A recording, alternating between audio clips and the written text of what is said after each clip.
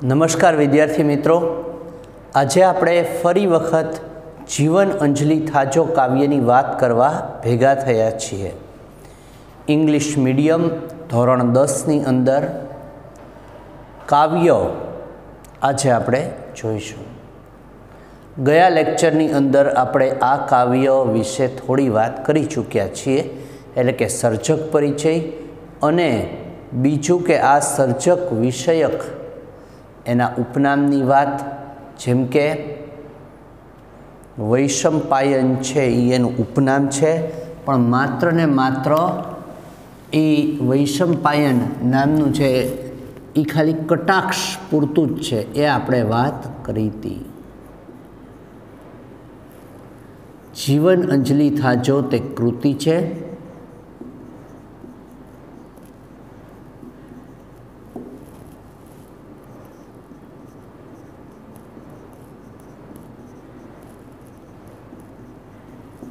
કરસનદાસ માણેક એના કવિ.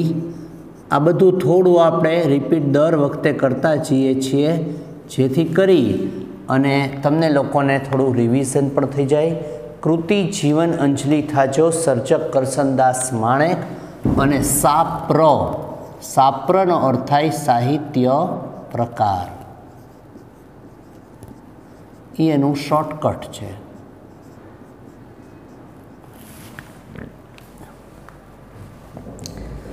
આ પ્રાર્થના કાવ્ય છે એ ઘણી બધી રીતે ઘણા બધા ધર્મના લોકો આ કાવ્યને એની પ્રાર્થના તરીકે સ્થાન આપે છે.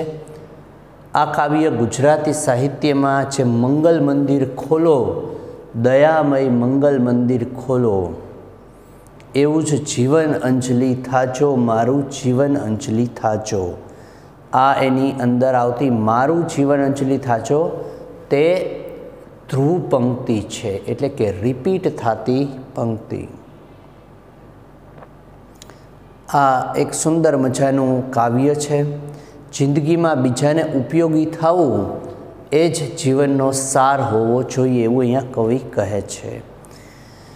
જીવન અંજલિ થાજો, મારું જીવન અંજલિ થાજો. આ આપણે પહેલી પંક્તિ જોઈ હતી. મારું જીવન છે, મારી જે જિંદગી છે એ ઈશ્વરને સમર્પિત થઈ જાય. એને કેવી રીતે કે બીજાના સારા કામ કરતાં કરતાં આ જીવન પૂર્ણ થાય એવી કવિ ઈશ્વરને પ્રાર્થના કરે છે. આપણે આ પહેલી લાઈન ગયા લેક્ચરમાં જોઈ ચૂક્યા છીએ. હવે આગળ જોઈએ. ભૂખ્યા કાજે ભોજન બનજો, તરસ્યાનું જળ થાજો, દિન દુખિયાના આંસુ લોતા, અંતર કદીના ધરાજો, મારું જીવન અંજલિ થાજો. ભૂખ્યા કાજે ભોજન બનજો, ભૂખ્યા લોકો માટે મારું જીવન અંજલિ રૂપ થાય, એટલે કે હું મારા જીવનમાં ભૂખ્યા લોકોને જમાડી શકું, મારા જીવનમાં એક એવો અવસર આવે. તરસ્યાનું જળ થાજો, તરસ્યા વ્યક્તિઓને હું પાણી પાઈ શકું.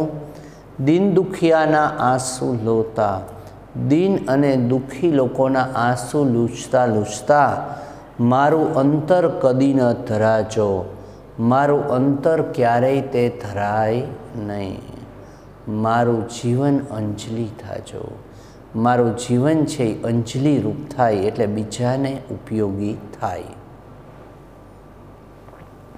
સતની કાંટાળી કેડી પર, સતની કાંટાળી કેડી પર પુષ્પ બની પથરાજો, ઝેર જગતના જીરવી જીરવી અમૃત ઉરના પાજો, મારું જીવન અંજલિ થાજો. સતની કાંટાળી, સત એટલે અહીંયા સત્યના અર્થમાં છે. સત, તમસ, આ બધા ભાવ છે એ પણ એક આખો અલગ મુદ્દો છે, ઊંડાણવાળો.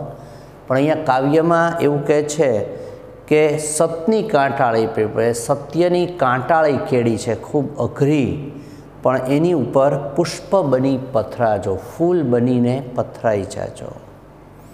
ઝેર જગતના જીરવી ચીરવી, જગતના ઝેર, જગતની જેટલી ખરાબ બાબતો છે એ પણ અમે સહન કરીએ, પણ અમૃત ઉરના પાછો, પણ અમે અમૃત ઉરના એટલે કે અમે અમૃત જ આપીએ, અમારે ભલે ઝેર પીવું પડે પણ અમે બીજાને તો હંમેશા અમૃત જ આપતા રહીએ. મારું જીવન અંજલિ થાજો. સત્યની કાંટાવાળી કેડી ઉપર મારું જીવન હંમેશા ફૂલ બનીને પથરાય. મીરાબાઈના જીવનમાં જેમ એને એના દેરે ભલે કાંટાળી કેડી આપી પણ એણે તો હંમેશા ફૂલ જ બની ગયા. જે ઈશ્વરના રસ્તે ચાલે છે, જે સાચા રસ્તે ચાલે છે, એને હંમેશા સારી બાબતો જ પ્રાપ્ત થાય છે. જગતના ઝેર જીરવી જીરવીને ઉરના અમૃતને પાછો મારું જીવન અંજલિ રૂપ બનજો. વણ થાક્યા મારા ચરણો નીત, થાક્યા વિનાના મારા ચરણો. વણ થાક્યા એટલે થાક્યા વિનાના, આ શબ્દ સમૂહ છે.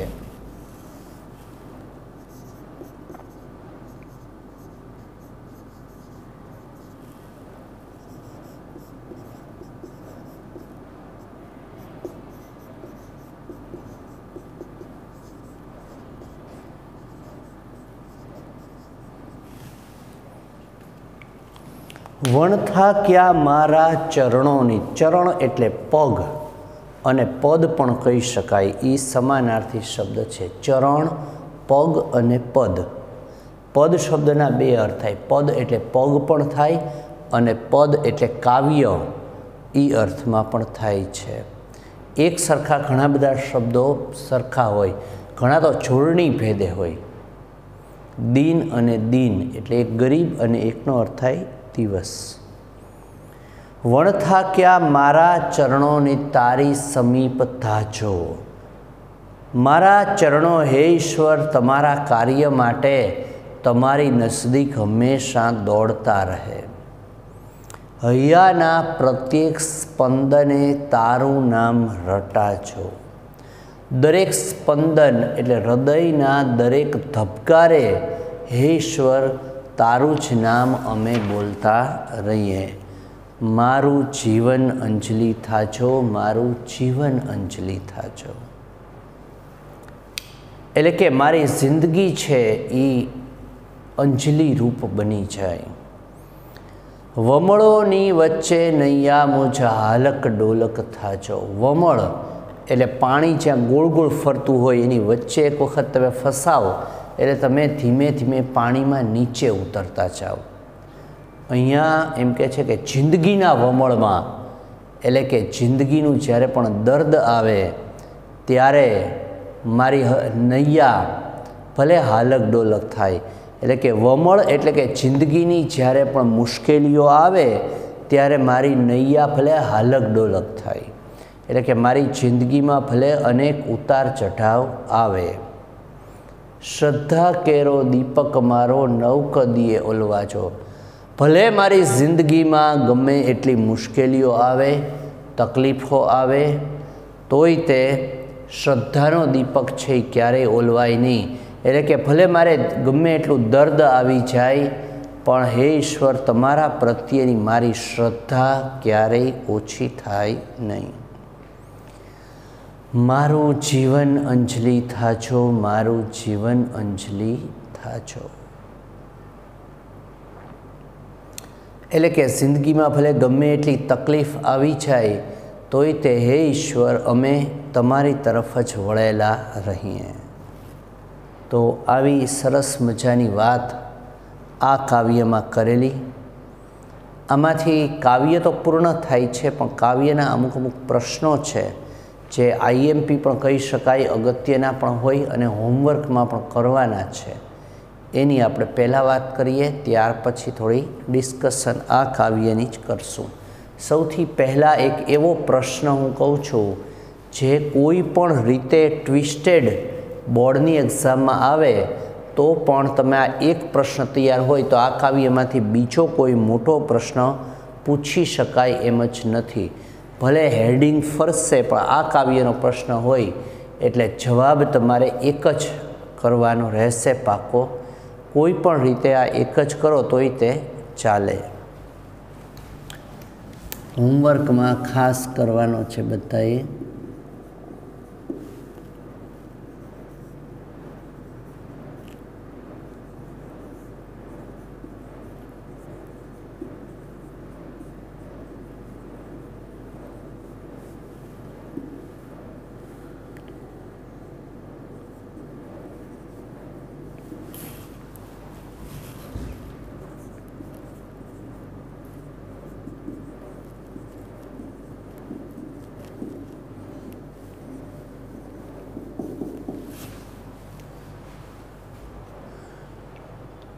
આ મુખ્ય પ્રશ્ન છે, કોઈ પણ રીતે પૂછાય તો આ પ્રશ્ન તો ખાસ આવે જ. તે આપણે એવું માની લઈએ કે 18માંથી જેટલા કાવ્યો છે એ બધાના આવા એકાદ બે જેવા કાવ્ય છે જેમાંથી 2 પ્રશ્નો નીકળાય, બાકી બધામાંથી આવો એક એક પ્રશ્ન. 10 પ્રશ્ન કરો તો બોર્ડની એક્ઝામમાં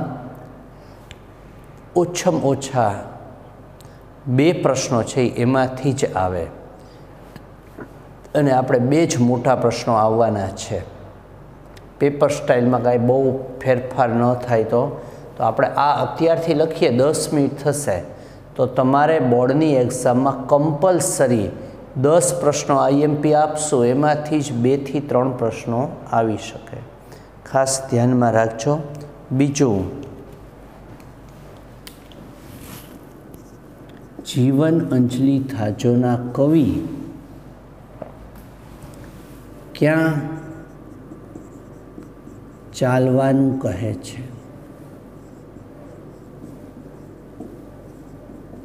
શા માટે? આ પ્રશ્ન 2-3 વાક્યમાં પણ આવી શકે. ત્રીજો પ્રશ્ન,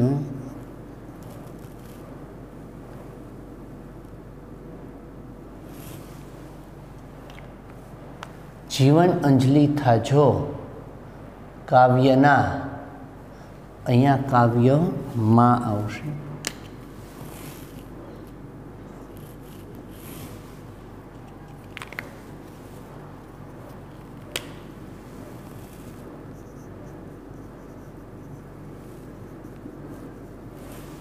કાવ્યના કવિ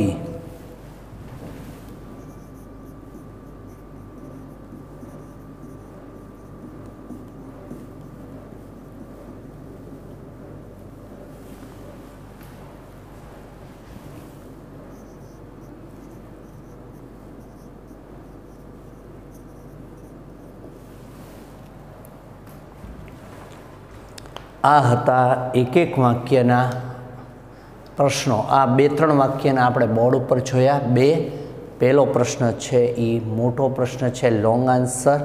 હવે આપણે એક વાક્યના પ્રશ્નો જોઈએ. વમળોની વચ્ચે નૈયા કેવી રીતે ચાલે એવું કવિ કહે છે? તો હાલક ડોલક નૈયા જીવનની ચાલે છે. એના દ્વારા કવિ શું કહેવા માગે છે? તો કે જીવનની નૈયા હાલક ડોલક એટલે અનેક મુશ્કેલીઓ વચ્ચે હોય. હવે ત્યારે કવિને કેવું મન રાખવાનું મન થાય છે? તો કે ભગવાન તરફની શ્રદ્ધા ક્યારેય ઘટે નહીં. કરસનદાસ માણેકનું ઉપનામ જણાવો? તો વૈશંપાયન એ એનું ઉપનામ છે. જીવન અંજલિ થાજો કાવ્યના કવિ ક્યાં છે? કરસનદાસ માણેક, એનું ઉપનામ વૈશંપાયન. આ કાવ્યનો સાહિત્ય પ્રકાર કયો છે? આખી ટેક્સ્ટબુકમાં પ્રાર્થના કાવ્ય આ એક જ છે. તો પ્રાર્થના કાવ્ય આ ખાસ જોડકા જોડોમાં પૂછાય. આલબેલ, વૈશંપાયનની વાણી, મોહબ્બતને માંડવે અને મધ્યાહ્ન એ એના કાવ્ય સંગ્રહોના નામ છે. તદ ઉપરાંત ભૂખ્યા માટે કવિ શું બનવાનું કહે છે? તો ભૂખ્યા માટે ભોજન. તરસ્યા માટે શું બનવાનું કહે છે? તો તરસ્યા માટે જળ. કવિનું મન શેનાથી ક્યારેય ધરાવવા માગતું નથી? તો દિન દુખિયા વ્યક્તિઓના આંસુ લૂછતા કવિનું મન ક્યારેય ધરાવવા માગતું નથી. વૈશંપાયન ઉપનામ દ્વારા તેણે કેવા કાવ્યો લખ્યા છે? તો કટાક્ષ કાવ્યો. કવિ કેવી કાંટાળી केड़ी कोनी कहे छे? तो सतनी केड़ी ने कांटाળી केड़ी कहे छे। कवि सतनी कांटाળી केड़ी पर कई रीते ईश्वर ने मददरूप थवा कहे छे? तो कि पुष्प बनीने पथरावा कहे छे। कवि झेर रूपी अमृत पी पीने पण झेर रूपी जगत में पी पीने शुं आपवा मांगे छे? तो अमृत आपवा मांगे छे। कवि पोताना चरणों ने केवा कहे छे? तो कि वण थाक्या एटले के थाक्या वगरना। हૈયાના प्रत्येक स्पंदने कविने शी इच्छा है? तो ईश्वरનું नाम रटातुं रहे एवी एनी इच्छा है। तो आ बधा एमांथी निकळता प्रश्नों है। तद उपरांत होड़ी एटले नैया, आ समानार्थी शब्द। दीपक एटले दीवो, बराबर। पछी थाक्या विनाना एटले वण थाक्या। आंसू तो अश्रु वगैरे। मध्याह्न एटले बपोर। आ बधा एमां आवता शब्दों छे। तो आ रीते आपणे लोकोए व्याकरण जोयुं, काव्य जोयुं। खूब नानकड़ुं काव्य हतुं। आजे आपणे छठ्ठा लेक्चर में तमने ख्याल है कि आ छठ्ठुं लेक्चर है।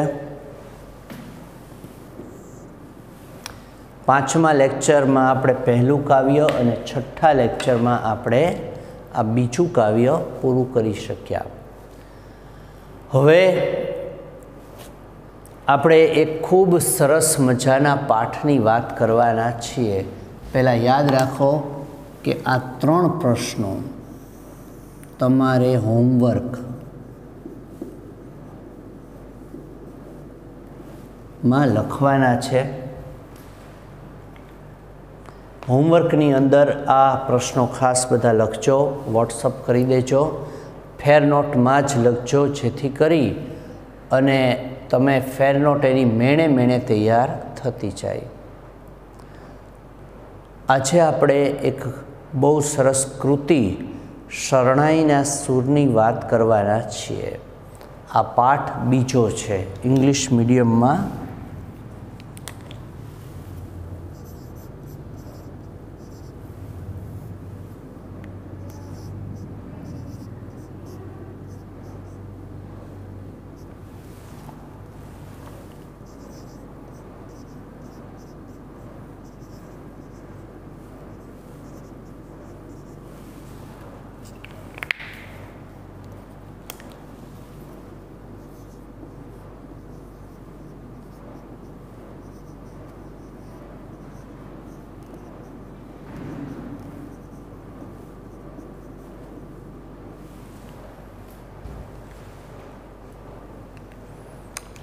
आनो साहित्य प्रकार छू।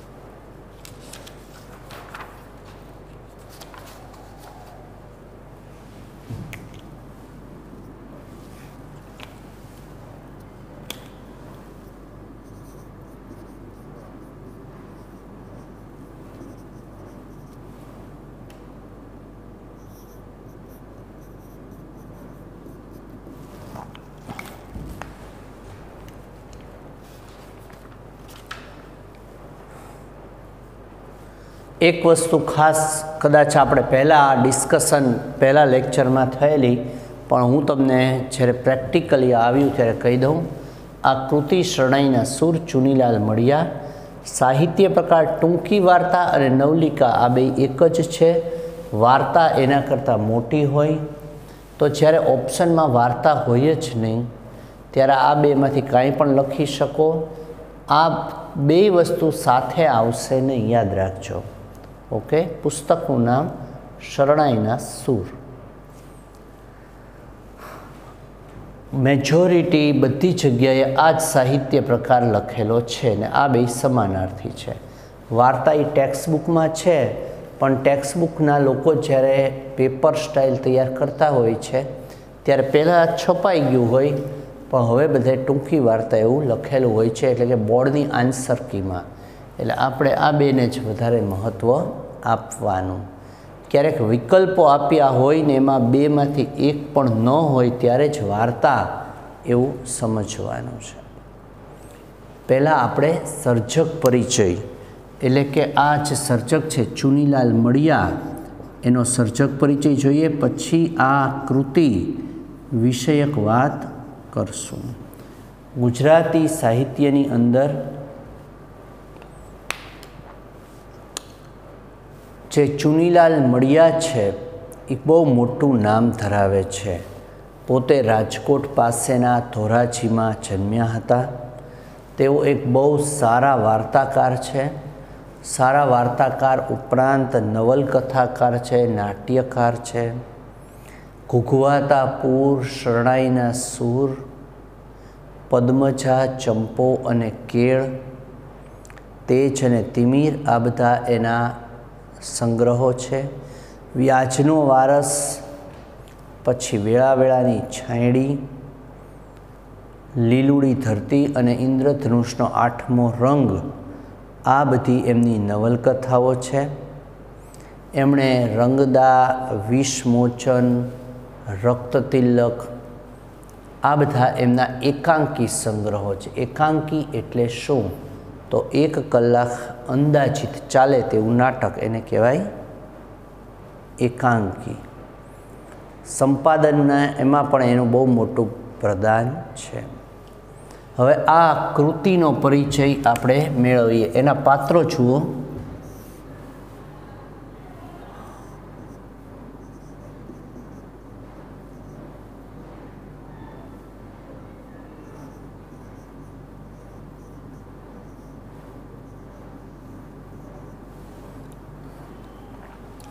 આ રમસુ મીર એનું મેઇન પાત્ર છે. એની પુત્રી એટલે સકીના.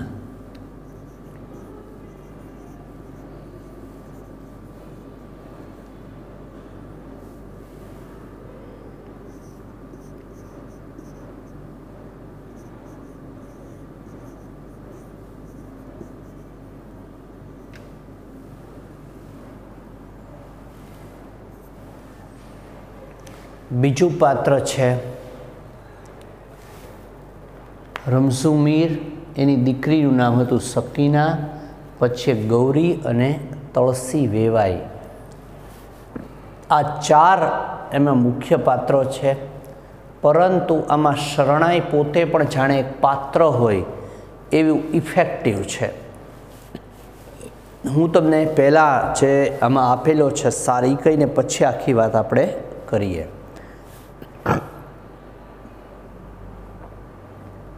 આ વાર્તામાં એક સુંદર મજાનું લગ્ન પ્રસંગનું વર્ણન છે, જેમાં મૃત પુત્રી એટલે કે મરી ગયેલી, મૃત્યુ પામેલી જે દીકરી છે એના સ્મરણ એટલે કે એની યાદોની વાત છે. એટલી બધી હૃદયસ્પર્શી આ વાત છે. જાનવાળા જ્યારે આ વ્યક્તિ શરણાઈ એક લગ્ન પ્રસંગમાં વગાડવા આવે છે ત્યારે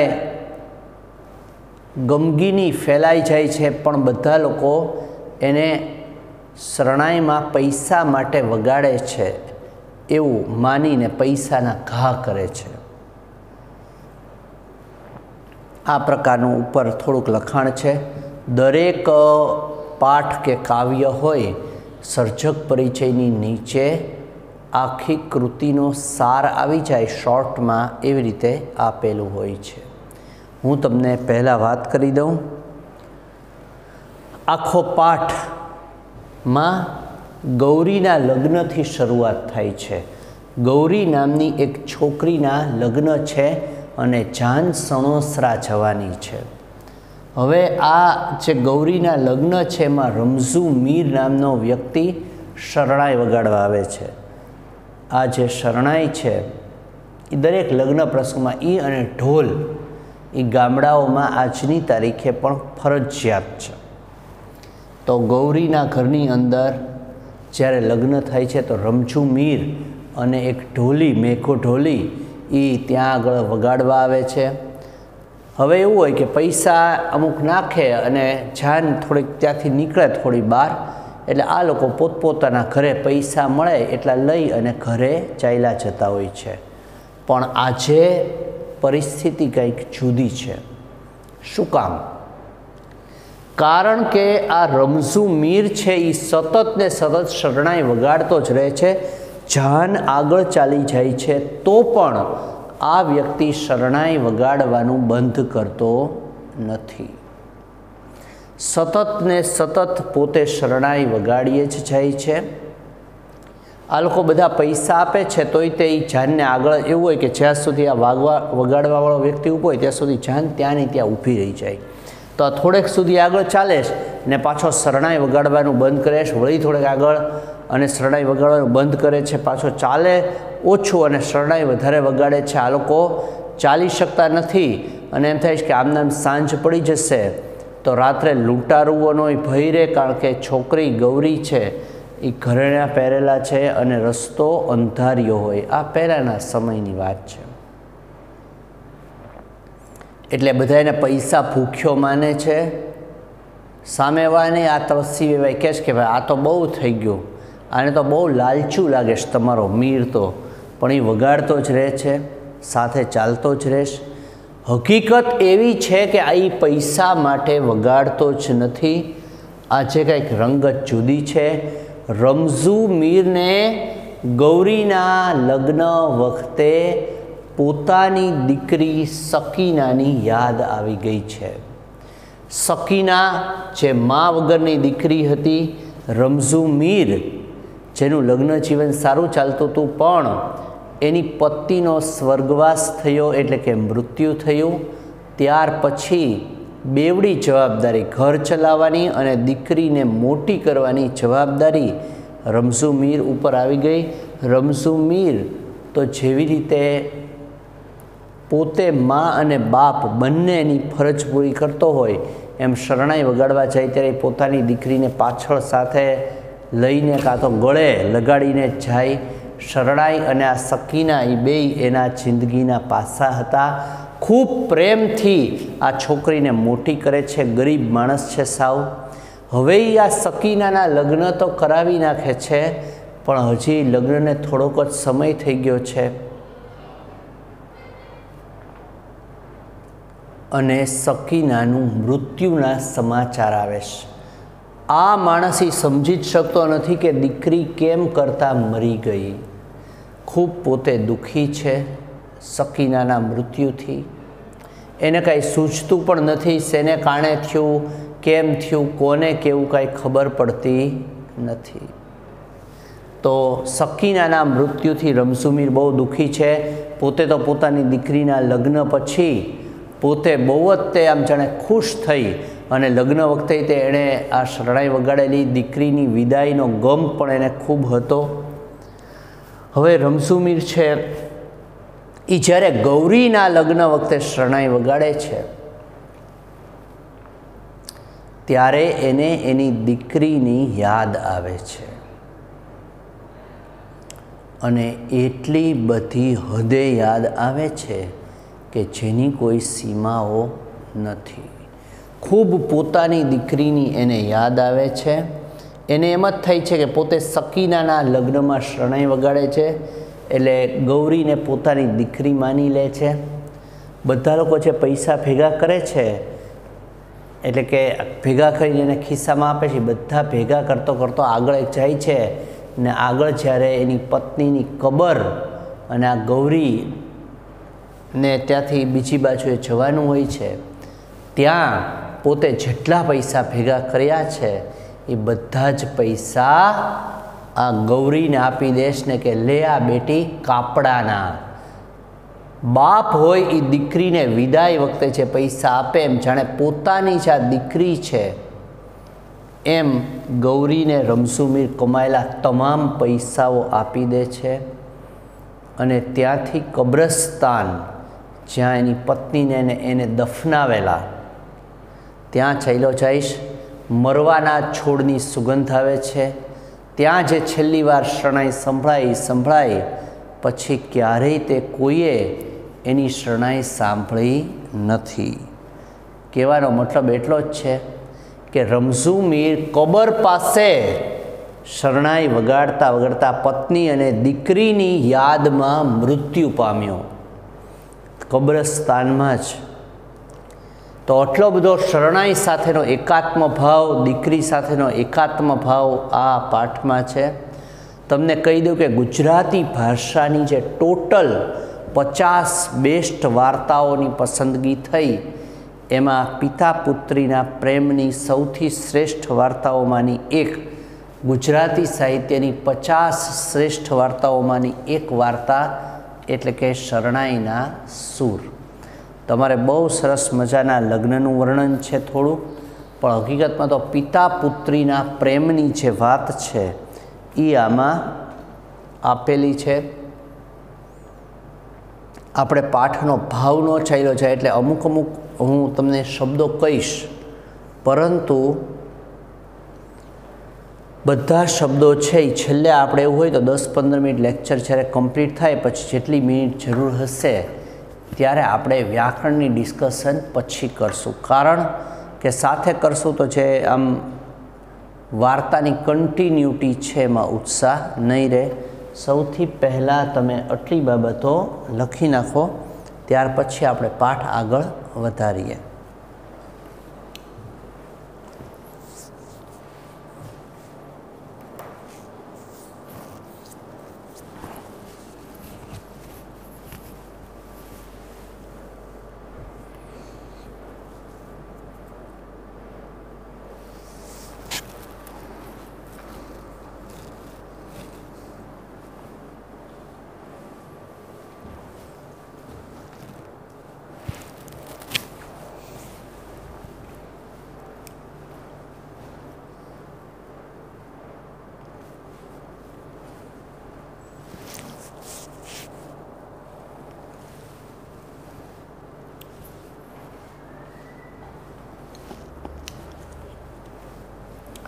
આ હોમવર્કના પ્રશ્નો પણ તમારે લખાઈ ગયા હશે.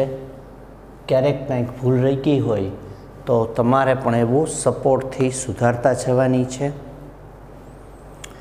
માંડવો વધાવાઈ ગયો. આ લગ્નનું વર્ણન છે કે માંડવો વધાવાઈ ગયો એટલે કે જે લગ્નની વિધિઓ હતી એ કમ્પ્લીટ થતી ગઈ, પૂર્ણ થતી ગઈ, ત્યાંથી વાત શરૂ થાય છે.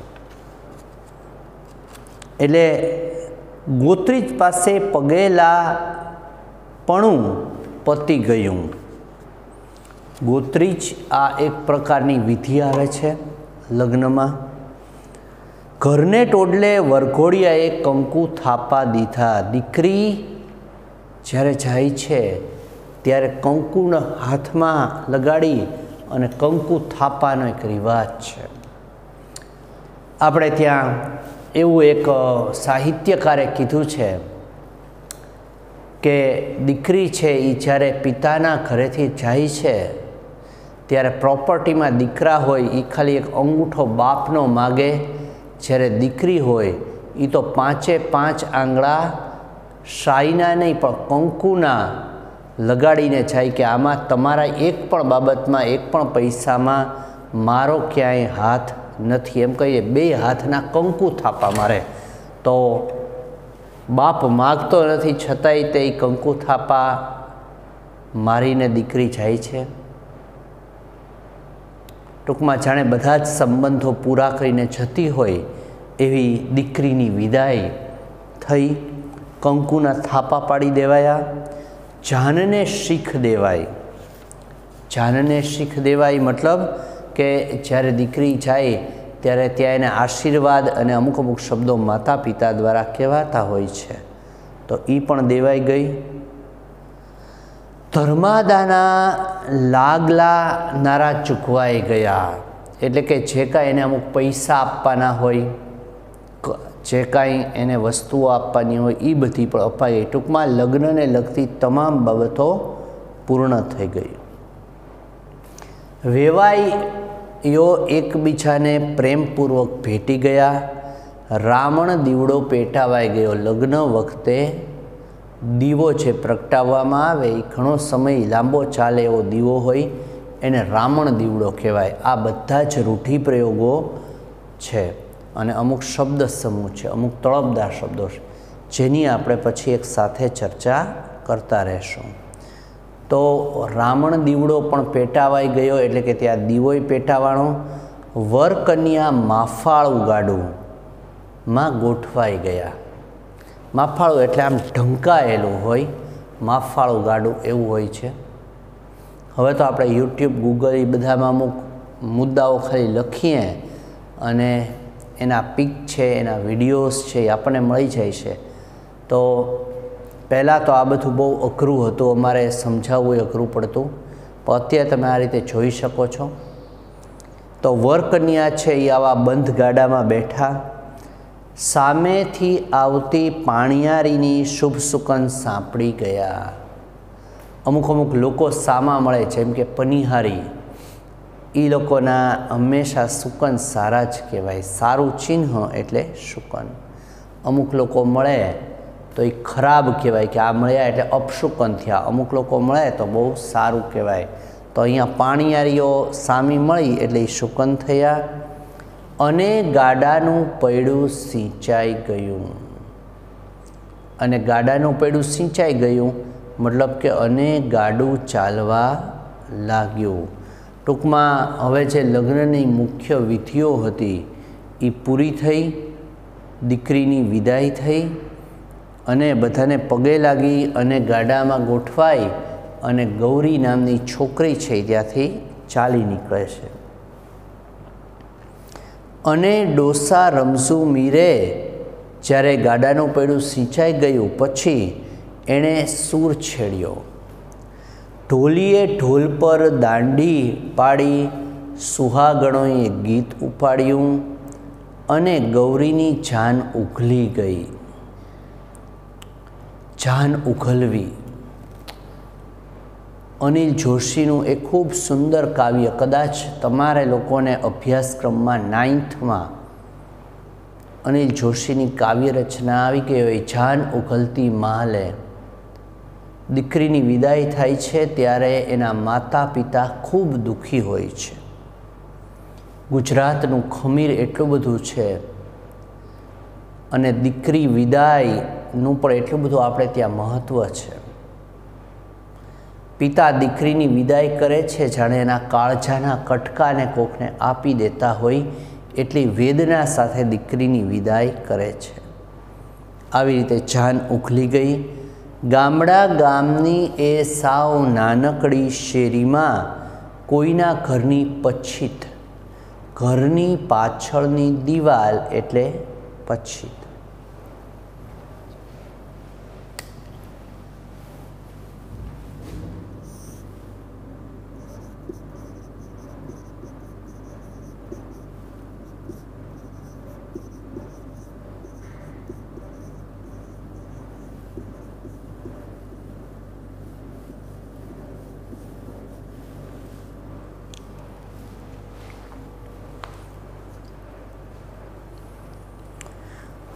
પછી કોઈના કરા સાથે ધક્કો અડાવતું ગાડું માંડ માંડ કરી અને શેરી સોંસરવું નીકળ્યું.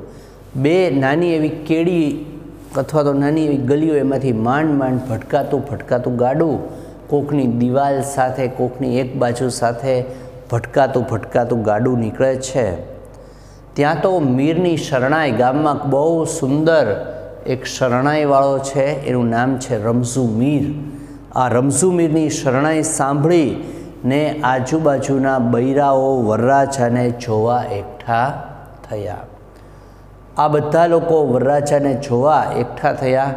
ગામડામાં આજની તારીખે આ બધી બાબતોનું ખૂબ મહત્ત્વ છે. બધી સ્ત્રીઓ છે, બાળકો છે, વરરાજાને જોવા જાય. જ્યારે જાન આવે ત્યારે કન્યાને જોવા માટે સામેના પક્ષના લોકો, બારગામ લગ્ન થયા હોય તો ખાસ જોવા આવે. એને જોવા એકઠા થયા. લાજના લાંબા ઘૂમટામાંથી જોઈ શકાય એટલું ઝીણી નજરે જોઈ તેઓ કહેતા, આ ભૂધર મેરાઈનો જમાઈ.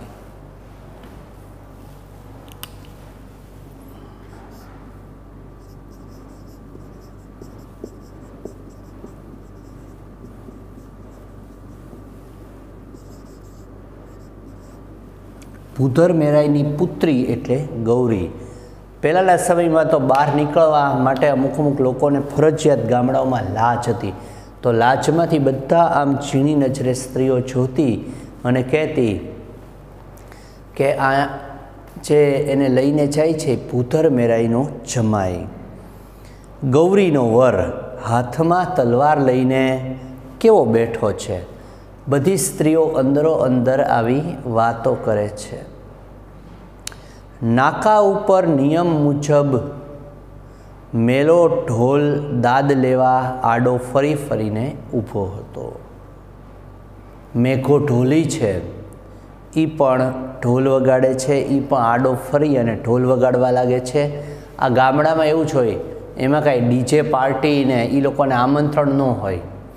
ગામના જ તે શરણાઈવાળાને ગામના જ ઢોલવાળા આવી અને એ વગાડવા લાગે.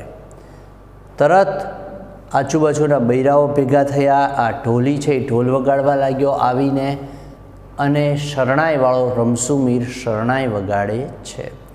આ ગામડામાં આ લોકોને જેટલા પૈસા જેના ઘરે લગ્ન હોય એ લોકો અમુક આપે, બાકી જે લોકો ત્યાં એને સાંભળતા હોય, ડાન્સ કરતા હોય એ બધા એને પૈસા આપે. રમસુએ પણ શ્વાસ ઘૂંટીને શરણાઈ દબાવી કન્યા પક્ષની સ્ત્રીઓએ ગીત ગાયું. આ 10 પીપળો, આ 10 દાદાના ખેતર. કન્યા પક્ષ ને વરપક્ષ સામસામા ગીત માળે, ગીત ગાય, એકબીજાને ટોણા મારે, ટોન્ટ મારે, આવું બધું પણ બનતું હોય છે. મજાક મશ્કરીવાળા ગીતોને ફટાણા કહેવાય છે. અહીંયા આગળ આ ગીત ગાય છે. આ 10 પીપળો, આ 10 દાદાના ખેતર. મોટું વૃક્ષ દાદાના અર્થમાં એટલે કે દાદા છે એનું થડ છે, બધી ડાળીઓ એ એના પુત્ર પુત્રી છે અને એના ફળ, એની શાખાઓ એ બધા એના બાળકો. એમ એવી એક પહેલાં સિમ્બોલિક એટલે કે પ્રતિકાત્મક વાતો થતી. એટલે કે અહીંયા આગળ કન્યા પક્ષવાળા એમ કીધું કે અમે અમારા દાદાના દીકરાની દીકરીને તમારી આગળ સોંપીએ છીએ. ત્યાં વરપક્ષની જાનડીઓએ ગીત ઉપાડ્યું. ખોલો ગૌરીબાઈ ઘૂંઘટો, જુઓ આ સાસરિયાના રૂપ. એક રાણો ને બીજો રાજ્યો, ત્રીજો દલ્લીનો દીવાન. આવા ગીતો ગવાય છે.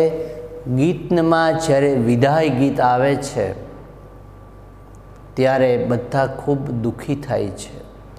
જ્યારે પોતાની જ દીકરીની વિદાય વખતે મોહમ્મદ રફી સાહેબે ગીત ગાયું હતું, બાબુલ કી દુઆએं લેતી જા, જા તુझको સુખી સંસાર મિલે, मैं कह कि कभी ना याद आए ससुराल में इतना प्यार मिले.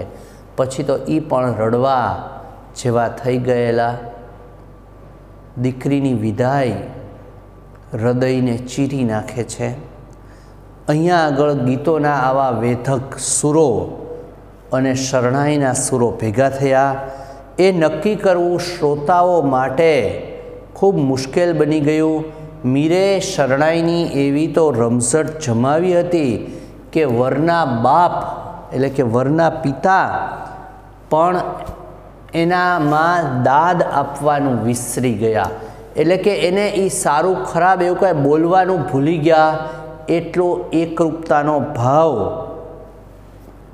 ત્યારે રચાઈ ગયો. એને કારણે આ વ્યક્તિ તો શરણાઈ વગાડતો જ રહ્યો. તો આવી રીતે શરણાઈના સુર પાઠ આપણે ચાલી રહ્યો છે. આ પાઠ ગુજરાતી સાહિત્યનો ખૂબ સુંદર મજાની જે કૃતિઓ છે એમાંનો એક. આ બધું હું વારંવાર રિપીટિંગ માટે કરું છું કે તમને યાદ પણ રહે, તમારો ઇન્ટરેસ્ટ જળવાય. આમાંથી કોઈ પ્રશ્ન છે નહીં. ખૂબ શાંતિથી ખૂબ સારી રીતે આપણે ભણી રહ્યા છીએ, જાણે ક્લાસરૂમમાં જ આપણે ભણતા હોઈએ એવી રીતે પાઠની અંદર આપણે થોડું આજે ચલાવ્યું. આગળ આ પાઠ હવે પછીના લેક્ચરમાં ચલાવશું. મળીએ. લખી નાખજો બોર્ડ ઉપરનું કાંઈ વર્ક બાકી હોય તો.